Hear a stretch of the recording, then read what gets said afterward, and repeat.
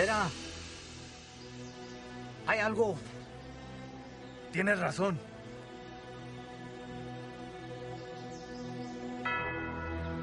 Tráeme el padre.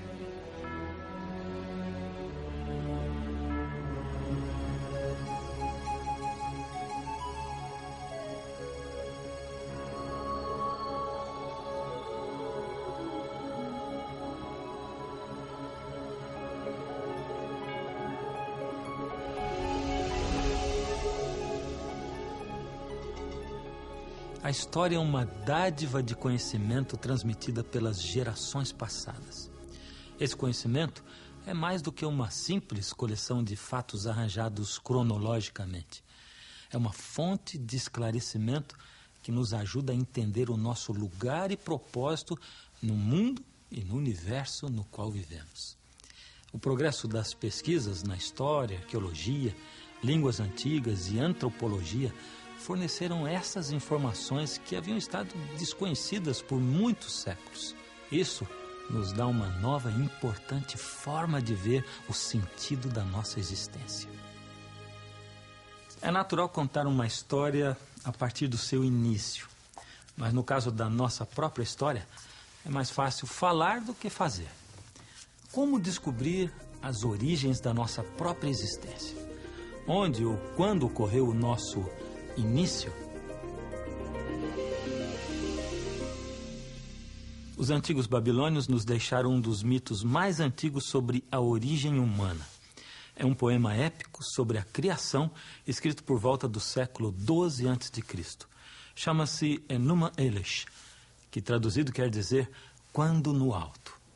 Quando no alto o céu não havia recebido um nome, a terra firme abaixo não sido chamada pelo seu nome, nada além do primordial Apsu, seu gerador, Mumu Tiamat, a qual a todos deu a luz, suas águas misturando-se como um só corpo. Segundo os especialistas, os antigos babilônios criam que Apsu representava a água doce e Tiamat a água salgada. No começo da criação, estas duas águas não estavam separadas, mas sim misturadas, possuindo ambas a semente da vida. Elas produziam gerações de deuses, os quais, no decorrer do tempo, criaram o homem. As tribos dos índios navarros e pueblos da América do Norte falam tradicionalmente de distintas criações, e os astecas do México antigo tinham uma crença semelhante da seguinte forma: o deus Quetzalcoatl inventou as pessoas, formando-as da cinza. Veio um grande dilúvio e todos se tornaram peixes. Esse deus tentou outra vez, porém ocorreu um eclipse total do sol, e na escuridão todos foram mortos e devorados por onças. A terceira criação foi destruída por um fogo vulcânico. A quarta tentativa foi frustrada quando o mundo foi arrasado por um violento furacão e as pessoas se tornaram macacos.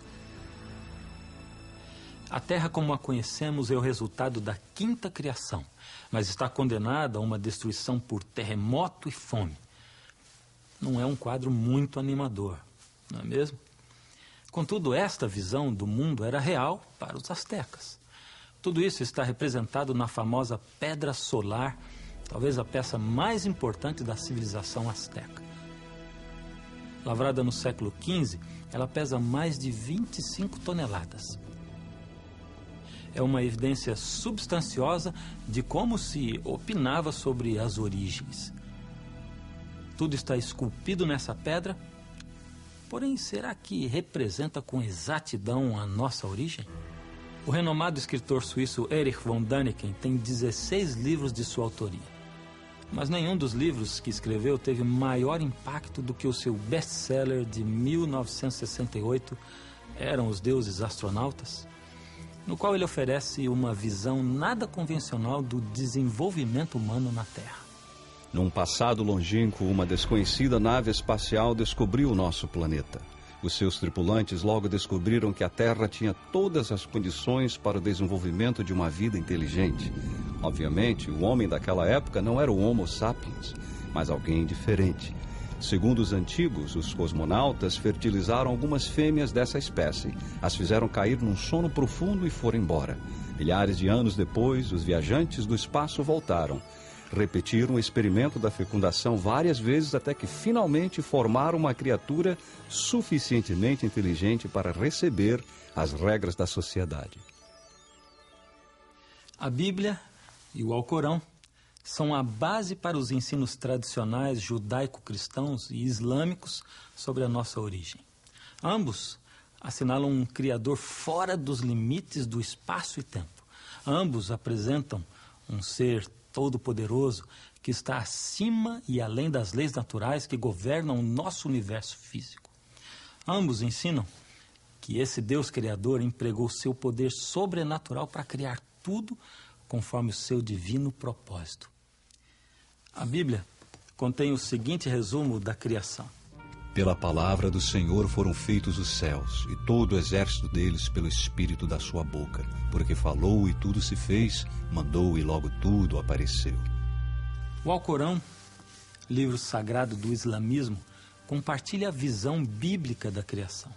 Vosso Senhor é Alá, que criou os céus e a terra em 6 dias, assumindo em seguida o trono. Ele ensombrece o dia com a noite que o sucede incessantemente. O sol, a lua e as estrelas estão submetidos ao seu comando. Acaso não lhe pertencem a criação e o poder? Bendito seja Alá, Senhor do Universo. No início do século XIX, alguns cientistas propuseram novas teorias relativas à origem da vida na Terra. Teorias que contradisseram o criacionismo tradicional. Em dezembro de 1831, o barco inglês HMS Beagle velejou numa viagem de 5 anos ao redor do mundo. A bordo desse barco estava Charles Darwin, um naturalista de 22 anos de idade. As observações e conclusões dele revolucionariam a noção tradicional das origens. Antes se pensava que Deus tinha criado os animais e as plantas especificamente apropriados para cada meio ambiente. Se isso fosse verdade, o que existia numa ilha marítima seria semelhante ao que existia em outra ilha. Mas o que Darwin descobriu era que as espécies de uma ilha marítima não se assemelhavam às da outra ilha, mas se pareciam mais com as do continente mais próximo. As descobertas mais importantes de Darwin ocorreram nas ilhas de Galápagos, a mais de 1.000 quilômetros a oeste da costa equatoriana. Darwin descobriu ali espécies de animais únicas àquele arquipélago. Também observou variações distintas entre animais parecidos em ilhas diferentes. Certo dia, ele voltou trazendo o casco de uma tartaruga de uma ilha a qual tinha estado a visitar. Então, uma pessoa que morava lá lhe disse: você passou pela... E deu o nome da ilha onde Darwin tinha estado. Darwin ficou atônito e respondeu: como você sabe onde eu estive? Porque essa tartaruga pertence àquela ilha. Como você sabe disso? Porque cada ilha tem uma forma distinta de tartarugas e eu as conheço. Isso deixou a Darwin muito azucrinado.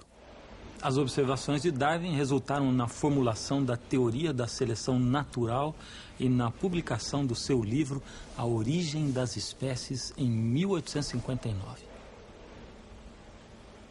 A primeira edição esgotou-se no primeiro dia de venda.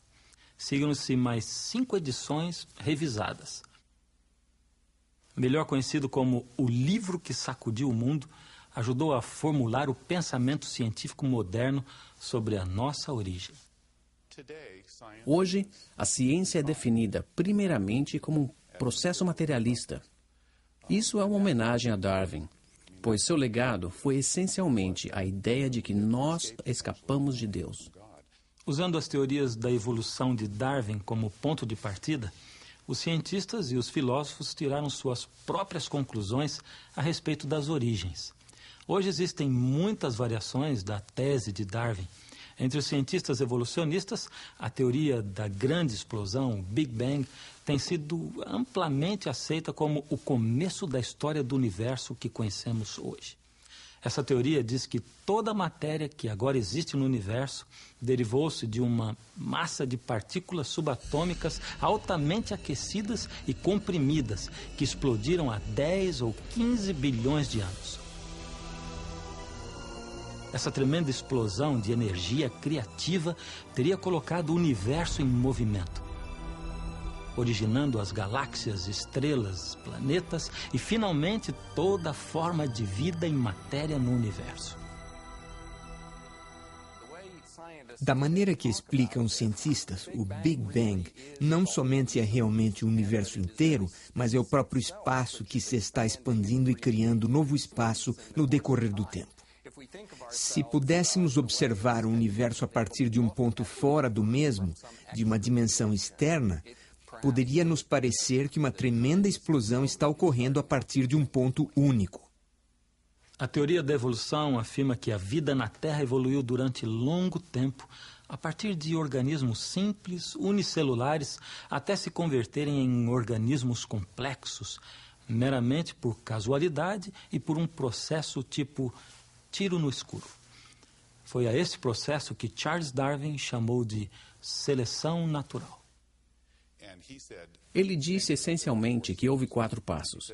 Primeiro, que as mutações existem, pois não há 2 indivíduos na população que sejam idênticos entre si. Segundo, que cada população se prolifera em excesso. Nascem mais pessoas do que as pessoas que conseguem viver até o ano seguinte. Isso nos leva ao terceiro passo, que é a luta pela existência, a rivalidade e a sobrevivência do mais apto, o qual é simplesmente aquele que tem a vantagem de fazer as melhores variações. Por último, as mutações são hereditárias, de tal maneira que os descendentes dos que sobrevivem também têm a capacidade de realizar essas variações adequadas. Somos nós o resultado desorganizado e acidental da evolução por seleção natural? Ou somos a obra de um ser supremo, seja ele o Alá do Alcorão ou o Deus da Bíblia? Devemos a nossa existência aos deuses dos astecas ou dos babilônios ou aos extraterrestres do espaço? Qual é a verdade sobre a nossa origem? Hoje, a teoria da evolução é apresentada aos estudantes e promovida nos meios de comunicação como se fosse um fato comprovado. Entretanto, a verdade é que a teoria da evolução é simplesmente isso, uma teoria. Seus fundamentos científicos não são firmes. O biólogo molecular e autor Michael Denton nos faz entender o seguinte sobre Charles Darwin e sua teoria. A percepção popular de um Darwin triunfante, cada vez mais confiante na sua noção de evolução depois de 1859, é uma farsa. Muito pelo contrário, quando a última edição do seu livro Origem foi publicado em 1872, ele se encontrava cheio de dúvidas e frustrado pela sua incapacidade de responder às muitas objeções que se tinham levantado contra a sua teoria. A teoria da seleção natural de Darwin não pôde ser testada na época dele, exatamente pela falta de equipamentos científicos disponíveis. Hoje em dia, os cientistas já podem estudar os complicados sistemas, mesmo nos organismos unicelulares. Muitos creem que uma célula é menos complexa que os organismos multicelulares. Darwin também cria isso, que o organismo inicial era de uma só célula. Ele pode ser desculpado por pensar assim, porque o equipamento para olhar dentro de uma célula ainda não existia. Agora que o temos, ao examinar uma célula, vemos que ela é muito complexa. As amebas se movem como nós. Não têm músculos, mas sim microfilamentos. Nós digerimos a comida, respiramos. As amebas também. Embora não sejam muito pequenas, pois são apenas uma só célula, elas fazem tudo o que nós fazemos, mantendo-se ainda complexas. A complexidade da forma de vida mais simples é uma das razões por que muitos cientistas estão cada vez mais descontentes com a explanação evolucionista que se baseia no simples acaso, sem guia algum. Os cientistas têm boas razões para duvidar da certeza da casualidade. Veja bem essa simples demonstração para você entender melhor. Eu tenho aqui 3 blocos numerados, 1, 2 e 3. Há 6 combinações possíveis desses 3 números. Eu ponho os blocos nessa caixa E vou chacoalhá-la bastante. Agora, se tiro os blocos, um por um, de dentro da caixa, que chance eu tenho de tirá-los em ordem numérica? Bem, a expectativa de que saia o número assim, nessa ordem exata, 1, 2 e 3, é na média 1 em cada 6 tentativas.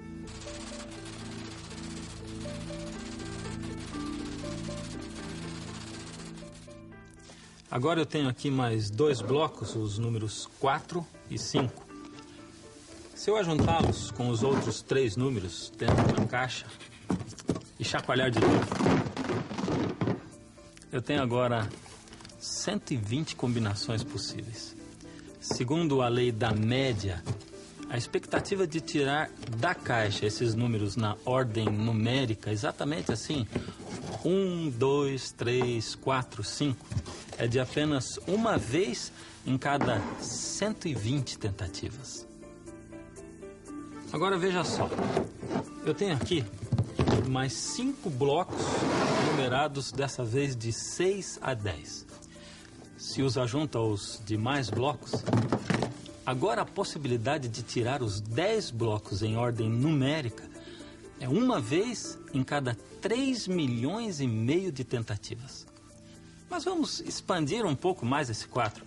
Se eu me programasse para tirar os 10 blocos da caixa uma vez cada 15 segundos, dia e noite sem parar, poderia tirá-los em ordem numérica, na média, uma vez a cada 18 meses. Agora, o que aconteceria se eu dobrasse o número de blocos numerados para 20? Quanto tempo eu levaria para tirar os blocos em ordem numérica de 1 a 20? Suponhamos que eu pudesse fazer isso tão veloz como um raio e conseguisse tirar todos os 20 blocos uma vez por segundo, repetindo segundo após segundo, dia e noite sem parar. Então a lei da média me permitiria conseguir tirar todos os 20 em ordem numérica apenas uma vez cada 77 bilhões de anos. Esse jogo de números não é nada comparado à emaranhada complexidade da matéria mais simples. O fisiologista e autor Pierre Lecontenue, no seu livro Destino Humano, calcula que a possibilidade de se formar, por acaso, uma molécula de proteína de 2.000 átomos seria de apenas uma vez em 10 elevado a 321ª potência. Não há nem sequer maneira de se escrever esse número que venha a fazer nexo. Mas se você quiser escrevê-lo, pegue uma folha de papel bem grande, coloque o número 1, seguido de 321 zeros. Escute só o que diz Lecontenue. Os acontecimentos que precisam um tempo infinitamente mais longo do que o tempo calculado da duração da Terra para se manifestar uma vez na média, pode ser considerado humanamente impossível. Esse pedaço de carvão de pedra contém 70% de carbono. O carbono é essencial para a vida orgânica e é também o 4º elemento mais comum no universo, pois esse elemento, que parece tão ordinário, é extremamente complexo. Para se produzir em forma natural, tem que se combinar 3 núcleos de hélio para formar um núcleo de carbono. Contudo, sabemos que as condições necessárias para acontecer isso devem ser muito precisas. Em outras palavras, se o equilíbrio das forças no núcleo atômico fosse ligeiramente diferente, não ocorreria nenhuma reação que formasse qualquer carbono de importância alguma. Quem descobriu de que maneira ocorre esta reação para se formar o carbono e quem achou as condições necessárias para sua formação foi Fred Hoyle, um dos grandes astrofísicos e cosmologistas do século passado. Hoyle duvidava muito da religião nesse tempo. Ele era ateu. Algum ser inteligente, supercalculador, deve ter desenhado as propriedades do átomo de carbono. De outro modo, a minha possibilidade de encontrar um átomo assim por um simples acaso seria infimamente minúscula. Uma interpretação que faça nexo dos fatos propõe que um superintelectual tenha brincado com a física, a química e a biologia. As cifras calculadas dos fatos me parecem tão incríveis a ponto de colocarem esta conclusão quase que além de qualquer dúvida. Parece praticamente impossível que a evolução ocorra através de uma longa série de mutações não guiadas, mas acidentais. Isso coloca seriamente em dúvida o argumento inteiro da evolução. Agora os cientistas estão procurando atalhos, saídas milagrosas, fora dos domínios do acaso. Muitos estão apavorados ao descobrirem mais e mais evidências claras de um plano inteligente na natureza. Um plano inteligente precisa de um planejador, obviamente. O retrato mais claro deste planejador e sua obra encontra-se registrado na Bíblia. O mesmo relato da criação registra um progresso sistemático de atos criativos, culminando com a criação do homem. O profeta Jeremias fala desse plano inteligente quando escreve sobre o Criador. Ele fez a terra pelo seu poder, ele estabeleceu o mundo por sua sabedoria, e com a sua inteligência estendeu os céus. A teologia criacionista bíblica não procura prover uma descrição científica dos atos criativos de Deus, mas sim nos dá o sentido, o propósito e o alvo da criação. Pela fé entendemos que os mundos pela palavra de Deus foram criados, de maneira que aquilo que se vê não foi feito do que é aparente. Me parece que o assunto de maior importância neste verso, tanto quanto se refere ao nosso entendimento da criação, é que ver o universo como criação é um assunto de fé mais do que um conhecimento científico. Embora possamos conhecer o universo detalhadamente mediante pesquisas científicas, o vemos como criação de Deus porque confiamos plenamente em Deus. Talvez alguns de nós tenhamos sido rápidos demais em descartar esse velho livro como se fosse uma coleção sem importância de fábulas inúteis, lendas e tradições.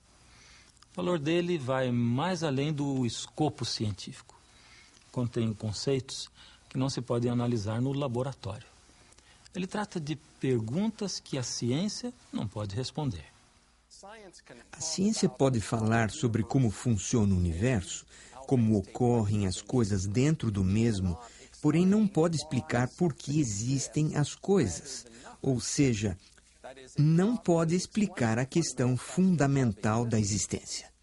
Será que as páginas abandonadas das Escrituras oferecem razões acertadas sobre a nossa origem? Se for assim, não estamos aqui por acidente? Precisamos nos enxergar como parte do plano do Criador? Deve haver um desígnio, um verdadeiro propósito para a nossa existência. E disse Deus, façamos o homem à nossa imagem, conforme a nossa semelhança, e domine sobre os peixes do mar, e sobre as aves dos céus, e sobre o gado, e sobre toda a terra, e sobre todo réptil que se move sobre a terra. O relato da criação representa a Deus como tendo grandes aspirações, grandes expectativas para a raça humana.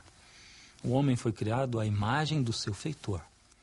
Na sua inocência original, o homem tinha comunicação direta com Deus, uma relação íntima, pessoal, face a face com o seu Criador. A Bíblia informa que, depois de criar o ser humano, Deus marcou o fim da criação com um dia de descanso, estabelecendo assim o ciclo semanal para a vida humana. Assim os céus e a terra e todo o seu exército foram acabados. E havendo Deus acabado no dia 7º a sua obra que tinha feito, descansou no 7º dia de toda a sua obra que tinha feito. E abençoou Deus o dia 7º e o santificou, porque nele descansou de toda a sua obra que Deus criara e fizera. Ao criar o sábado, Deus deu aos seres humanos uma oportunidade para imitá-lo, para participar do seu repouso e assim manifestar sua relação especial com ele, seu Senhor e Criador. O que criou Deus no sétimo dia? Na verdade, Deus não criou nada no sétimo dia. Não criou coisa alguma. Ao invés, criou um contexto no qual tudo que foi criado no mundo natural, no mundo material, a própria vida, pudessem ser apreciados, desfrutados e celebrados. Portanto, o sábado foi uma criação de tempo santo. Um presente sagrado de Deus para a sua criação e um lembrete semanal de sabedoria, poder e amor do Criador. Ele foi designado para ajudar a família humana a manter a ocupação da vida na sua devida perspectiva. Mas como esse assunto é muito vasto e existem muitas dúvidas a serem esclarecidas, veremos muito mais sobre isso a partir do segundo programa da série O Sétimo Dia, Revelações das Páginas Perdidas da História.